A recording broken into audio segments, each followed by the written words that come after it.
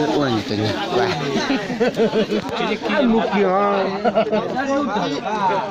记住嘛，那时候吃到什么？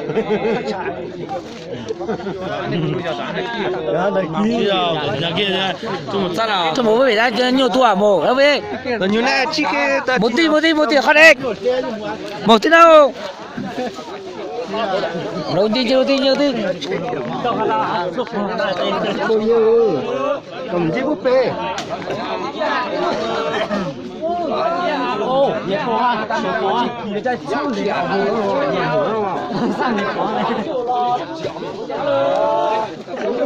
Có lời.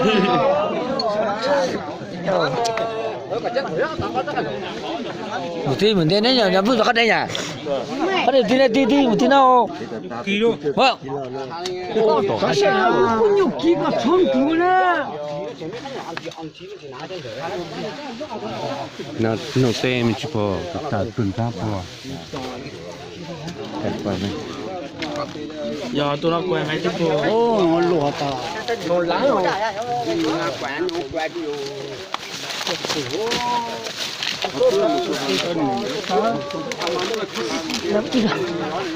Phải liền, phải liền. Lò nó lò. À, đứa nó qua con là tôi luôn này. Sao được? Sao nó cũng tiền ruộng không tiền nó nhỏ từ nó con nồi nó con. Ruộng nó có tôi đi. Nhưng mày mang nó tao chứ. Ta phụ vai chỉ cả một hơi gì chân. Đây chỉ cả một hơi được rồi. Nè bé chú kia cho ra cho bé. Mẹ lo làm đi.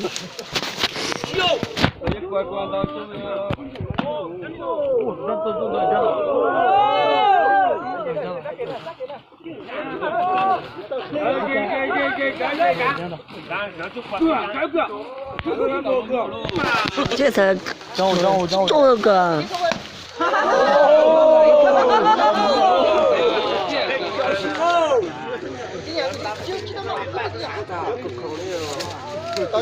都别的说，都别的说，都别的商量，别的说。人过来了，有了。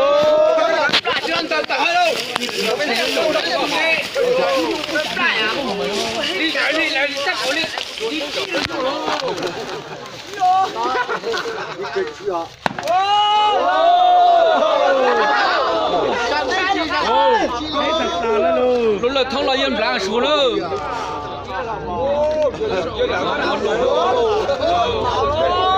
Chết muốn lột đâu.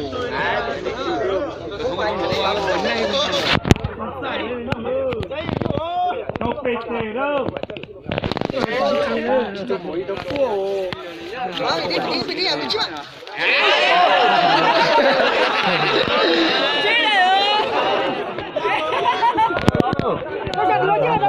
Chúng ta chết tại sao ạ?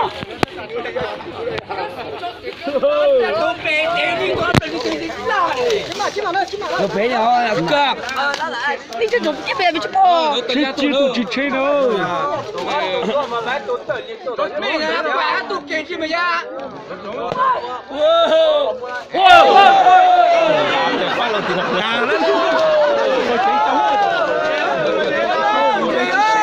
Mẹ ao tôi nhớ đâu.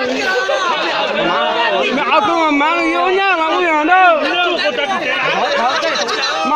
Má. Đại lục tuần chứ má săn đấy.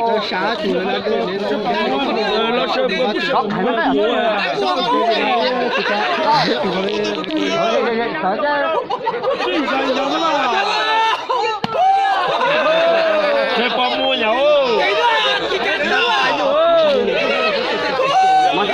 Má chứ mà thế.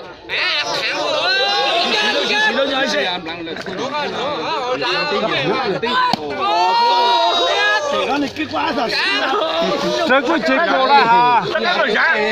Mà không ăn chả. nào tuổi đó rồi nhá. Tuổi phải nó ráng.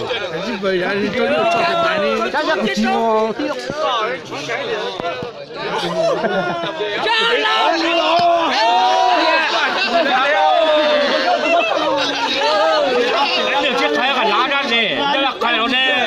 Tí nữa đó hổ.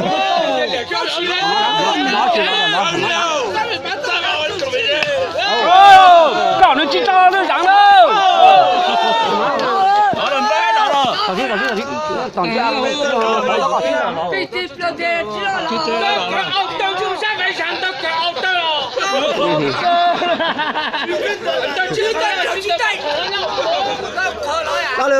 打喽！哦，这啥了？这啥不嘛？你搞的这啥不嘛？这啥？我还跌六还要。打出来不了。老子这而且搞到要老子难。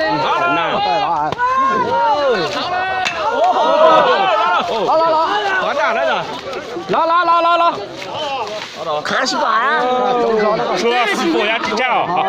那不要出力。好，再来这边。遇到路见到马，就给你都习惯了。你要丢那不那哦。到上头。妈妈，你叫他干多呀？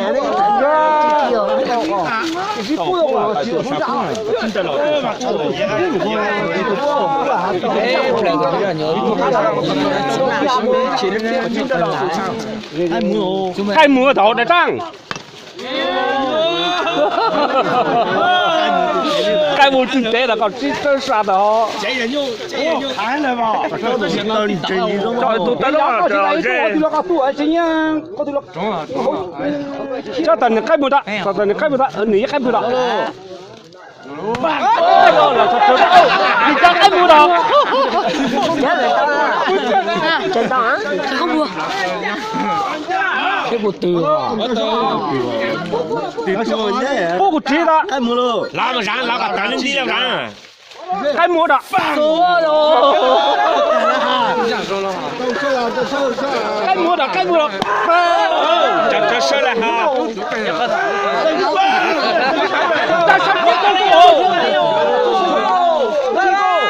老几？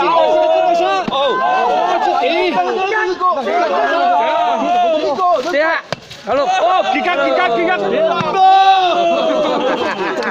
Tahu siapa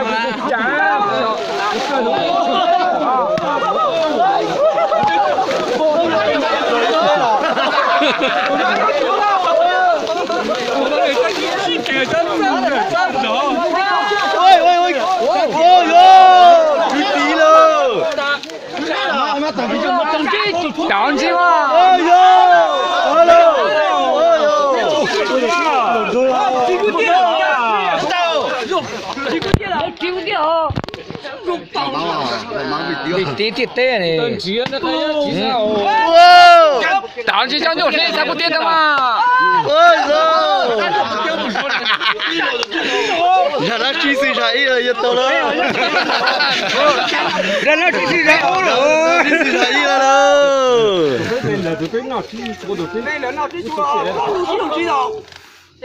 有啥干了？对的，对的。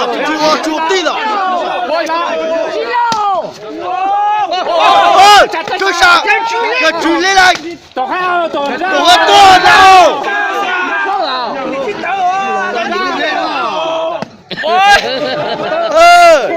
多木头奶哦，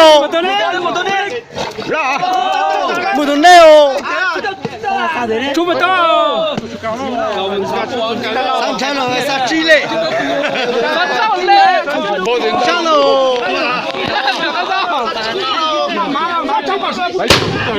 你看，我笑，都没有